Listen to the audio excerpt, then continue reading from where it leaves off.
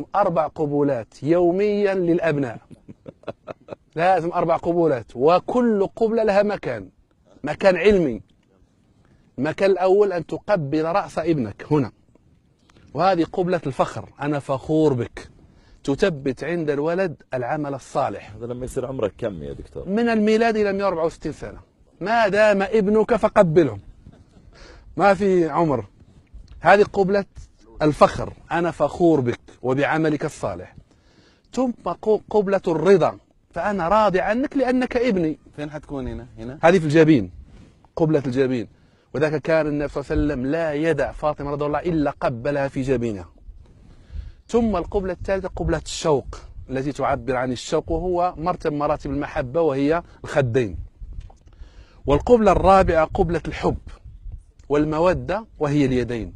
وكان النبي صلى الله عليه وسلم يمسك بيد فاطمة ويقبلها بين الفينة والأخرى.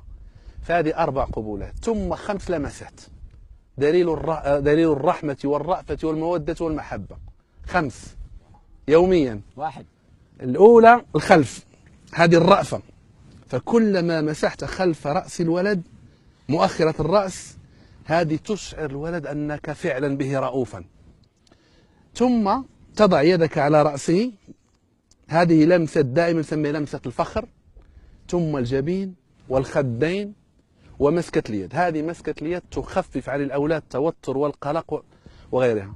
هذه 5 لمسات ضرورية. ثم لمسة للضرورة عند اللزوم إذا احتاجها الولد. هذه اللمسة إذا رأيت الولد منفعلا، يعني مقبلا على معصية أو مقبلا على غضب أو أيا كان الشعور السلبي، أن تلمس هذا المكان وتمسح على صدره. هذه لمسة اللزوم، ليست ضرورية كل يوم، لكن الضروري الخلف، مقدمة هذه الرأفة، هذا الفخر، هذا الرضا، الشوق، ثم هذه التي تخلص الولد من التوتر والقلق. كثير من المربين يا دكتور يقولون نفس اللمسات للولد تنفع للزوج. نعم تنفع للزوج، نعم صحيح. تلك السواعد